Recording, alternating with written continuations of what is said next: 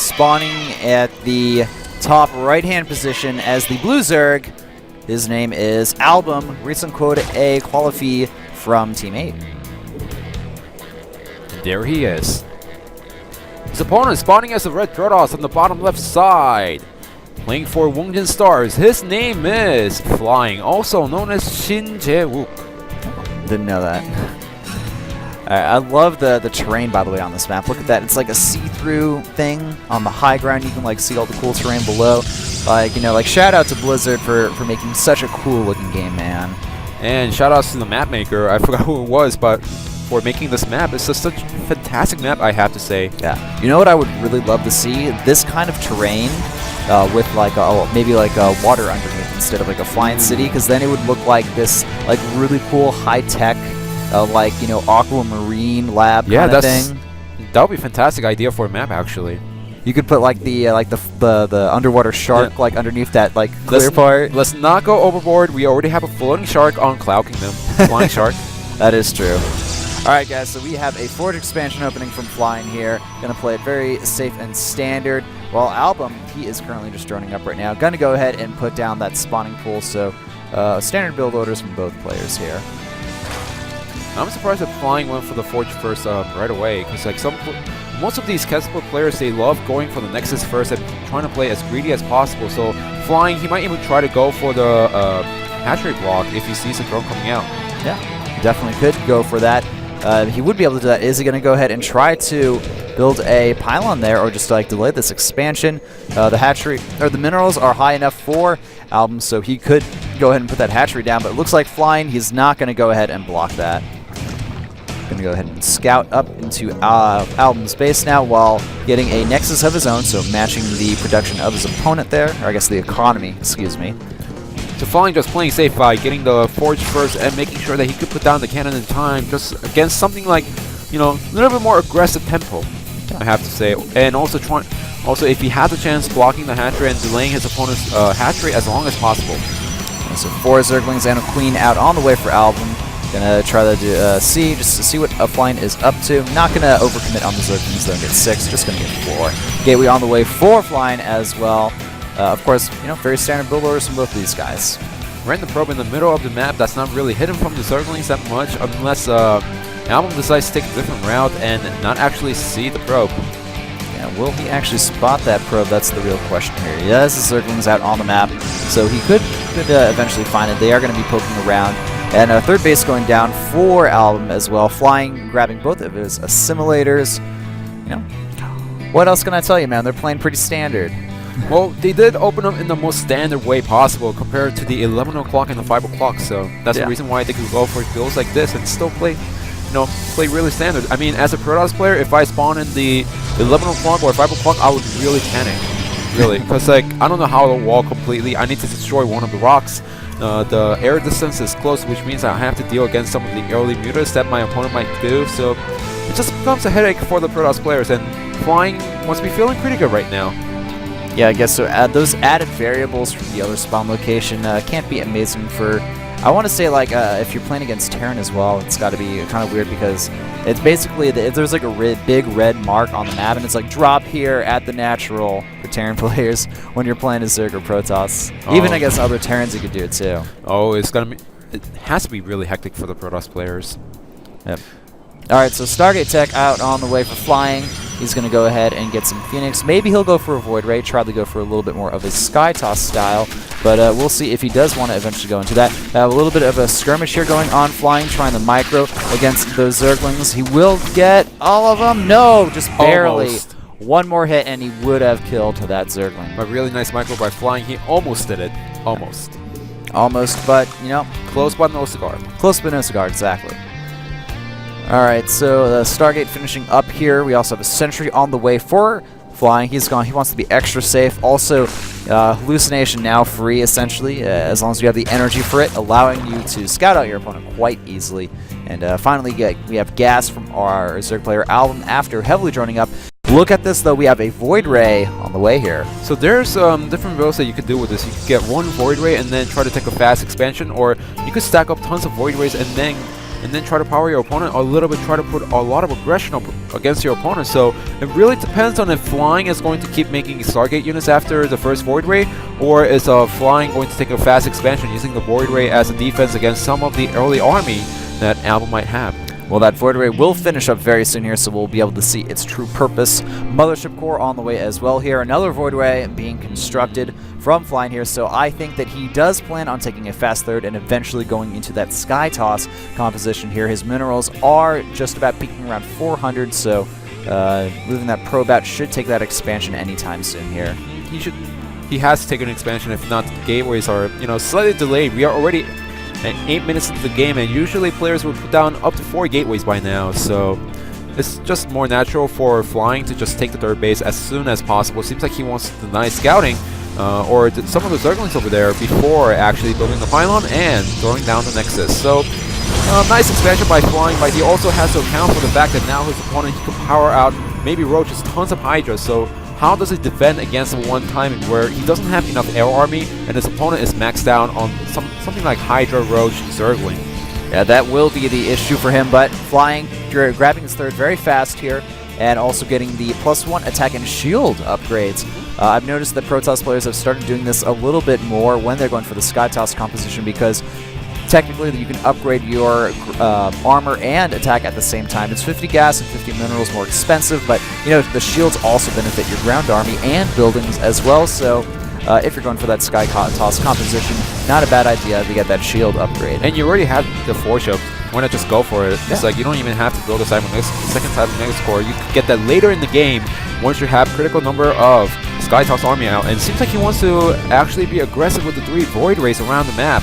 He needs to be careful, because while this could do a lot of damage against the Queens and the Hatchery, once the Hydras pop out, these 3 Void Rays need to run back home, and Hydras are pretty fast in this game. Uh-oh, those Hydras popped at the absolute worst opportune time for Flying here. He does not want to lose that Void Ray. He loses one. The second one's going to take some hull damage. They're very close to dying, but just is able to fly away there. Now, Flying, he just finished up 2 more Stargates, so now he is in heavy Void Ray production. He has the 3 bases up now, so he can afford all of these upgrades. And actually a big mistake from Flying here as Zealot, not properly positioned, and now there's going to be some Zerglings that are going to go into that third base there, snipe off a few of those probes. So a little annoying thing that Flying has to deal with here. Won't do too much damage, but annoying nevertheless. Killing up to 6 probes with 3 Zerglings, really cost efficient, I have to say. Now, look at this also. Flying opting to get a lot of cannons out and not even trying to do some type of gateway wall off. We did see a lot of that against the Zerg earlier on in StarCraft 2 Wings of Liberty, but now I guess players opting to get a little bit more surface area and make it easier with the force field. And also, cannons attack gateway zoned, and Flying doesn't really need to get the gateway army out, because now he's trying to go complete air army. So the question is, how does he defend against the Hydras? He doesn't have any AoE unit like army like the Colossus or Templar, so all he can do is use a cannon for static defense, because he's going to be sitting on a lot of minerals right now, given that he's using all of his gas into those Void Rays. Now this is where you want to consider adding a few Zealots into your army composition, especially against this timing. And now the Hydras, they're moving into the attack. Is Flying going to commit using those Void Rays here? He does enable the Nexus Cannon. Will he put down that Time Warp, that crucial Time Warp here? That is the key here now. ALBM, he is reinforcing with a lot more units right now, so Flying needs to be completely ready to defend against this attack. These Hydras are killing off a lot of buildings here, and the Void Rays, they haven't committed to this attack yet, but that Hydra count, they have a lot of surface area, and things are starting to look a little bit hairy for Flying here. There's a reason why you do not go pure Sky Toss, especially against Zerg players, because there's this timing. It's really risky for the Protoss players to actually survive. If they do survive, then it's easy for them to win the game. They have tons of Void Rays, and their opponent has nothing against Void Rays. No Corruptors, few Hydras, and few supporting Zealots from our Protoss player Flying can actually win the game. End the game for WOONJIN Stars. The problem is there's so many Hydras, and Flying, he couldn't use the Time Warp because he needs to save the energy for Nexus Cannon at a different base if ALBM actually decides to pull out and attack the different base. Alright, so it looks like ALBM going to continue applying pressure here, moving into that natural. Is he going to go for the attack? That's the real question. There are a lot of Void Rays here, and it looks like Flying is going to engage here, activating that overcharge ability, even though it doesn't really matter. The Hydras moving in. Even Probe's coming up the mineral line now. 2 different teams of force fields go down, and look at that. The upgrades really helping out Flying now. The Hydras just simply melted there. The critical mass of Void Rays has been hit here, and now Flying, I feel like he is in a solid position. He also needs, but he still needs to make sure that he doesn't get caught in the open ground with the Hydras, because one of the reasons why the attack didn't work out was because of the force fields. It didn't allow Album to actually get inside the natural, get onto the Void Rays, and snipe these units one by one. So Flying needs to be careful. He's getting a critical number of Void Rays out, yes. Is it getting to a point where it's scary for the Zerg player? Yes. However, if he gets caught in the open field, then Flying Album can still snipe those units one by one. And you look at this, adding more gateways here. I like the position of these gateways, giving a little bit more beef and defense essentially to those cannons, while the Void Ray production does continue on here. More gateways going down, and we're going to see the Templar Archives complete very soon here. Mothership Core being rebuilt as well, and we're going to have 1-1-1 upgrades for these Void Rays here. But the problem is that we have a lot more Hydras moving in here. Are they going to go for this base here? It looks like we have a potential committing attack here. The Void Rays, they're going to start doing damage now. Charge is on. The Hydras are falling like flies here, getting absolutely decimated. And we do have only like one Void Ray actually dying there. That was a mistake by Album because he was sniping the cannons first and then the Void Rays. You should ignore the cannon and go for the Void Rays first, because cannons you can remake them easily, only 150 minerals. But getting those Void Ray countdown, that's the most crucial for Zerg players while facing against Skytoss. And now I feel like Album, he hasn't expanded aggressively enough. Yeah. He has a lot of expansions, but I mean, 2 of them are actually kind of undersaturated, I want to feel, maybe beyond a little bit of gas. Sonic Storm on the way, Charge on the way. This Void Ray count is getting to a very scary number, and Album, he can't even really defend against this. He has to get out of there, actually. Well, he does have a lot of Hydras here. Time Warp going down, and this is going to be a pretty big attack from both players here. There's going to be deaths on both sides, a good amount of Hydras going down, but using that high ground to his advantage, Flying will snipe off a lot of those units and only lose a few Void Rays and that Mothership Core. Calder did speak to me, I'm repeating him so many times about the Skytoss, but even if the Zerg player gets up to 8 bases around the map, as long as Protoss player has 3 base economy, he can still win the game, because Skytoss is really that strong. Album, like you said, he hasn't been expanding around the map at all. Now he's taking 3 additional hatcheries, which is what I like to see, but he could have done that 5 minutes ago when he realized that his opponent was going to turtle inside the 3 base for a long time and just get the Skytoss army out.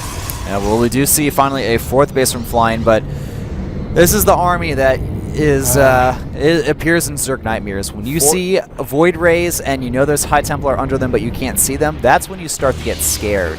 And Charge is going to complete +1 attack even starting. Now, there are Infestors added into this army, so if Album can get a few good fungals off on these Void Rays, if they clump up a little bit too much, then that could be a very good situation for him and allow him to get back into this game. Of course, air units, they do tend to clump a lot. But there are also High Templars for the Storms and feedback now. So, I have a feeling Album, 2 things. 1, he didn't expand around the map as much. 2, he's getting the Hive right now, which is really late for a Zerg player. Yeah, indeed. So it looks like Album getting ready to move in here. He doesn't know yet about that Psionic Storm. This Overseer, I think, did spot a High Templar, so he will be aware of that. Does he know that the Storm is complete, though? We have the Void Rays splitting up, and the Storm is getting ready to go down. Are we going to see those Storms? Yes! Amazing Storms hitting all of those Hydras there. And now I feel like this army is going to absolutely crumble to the might of the Void Rays here. Good fumbles going down, but the problem is there are only a few Infestors there, and now this Zerg army essentially reduced to nothing. Those infested Terrans not doing much damage at all. See, if Album was actually mining from 6 bases right now, or had those many hatcheries, and had a lot of bank, he could have actually remaxed right now. Yeah, well, there are only 10 Void Rays left, so the Void Ray count has gone down a little bit here, but overall, this Protoss army, it has the AoE now with that Psionic Storm, and taking on this expansion, a great move for Flying. I feel like he can continue the move across the map and take out more expansions. Will he go for that, though, or just play it really safe and continue to secure these expansions? He actually has Dark Templar out on the map now, and Album deciding to move across the map, going to go for that 3rd expansion over there. Potentially, he is consolidating his units in the middle of the map, getting ready for attack, deciding, I don't want to attack just yet. He's getting pure Hydras, which is also just allowing his opponent to go for a counterattack with the Storms and just take out the Hydras 1 by 1 easily. So I would like to see him get different units out. You know, Investors is a great choice, but you need something that could actually beat. You need something that's actually great against the Storms, or even Corruptors that could actually avoid the Storms and deal some damage against the Void Race. Indeed, so we have some good Dark Templar harassment there. They do eventually get taken out, but getting a few good kills there. The Void Ray count is starting to rise again, and with the backup of that Psionic Storm and the few charge lots and the mass amount of cannons. Yeah, I'm also surprised that he didn't get any Swarm Hosts out. Yeah. Because I did hear the Swarm Hosts are great against Skytoss Army because it just slowly pressures your opponent, and it's really hard for the Protoss player to move out with the Skytoss Army if they can't deal with the Swarm Hosts. Alright, looks like we have a big attack going on here. There's a lot of cannons here, and High Templar getting a nice storm on these Hydras. Another amazing storm going down, doing so much damage to those Hydralisks, but where is the Protoss army? It's not in the right position. All of those cannons are killed, and the Dark Templar are going to be able to scare away this army. Good storms going down, killing all of those units very fast here, and a nice harassment from Flying as well at that expansion there.